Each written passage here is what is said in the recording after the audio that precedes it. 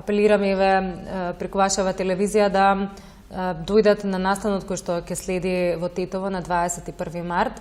Во рамки ќе биде на Центарот за регионален развој од Полошкиот регион и се надевам дека ќе им биде корисен на компаниите. Меѓутоа, секогаш кога доаѓаат на овие инфонастани, би требало претходно да се подготват за да ги искористат максимално тие и тимот кој што доаѓа таму и да им ги постават прашањата кои што се нејасни.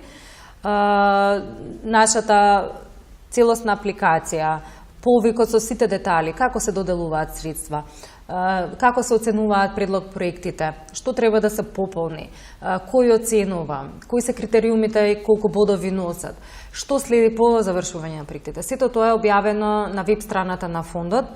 До 3 мај е отворен овој четврт повик и се надевам дека ќе имаме поголем број на апликации од овој регион на четвртиот повик и дека некој од нив ќе биде и корисник на средства. Оние што нема да може да дојдат на настанот, ги поканувам да дојдат во Скопје, во канцеларијата за информации на фондот која што се наоѓа во централното градско подрачје, или пак да се јават на некој од телефоните на фондот и директно да постават прашање.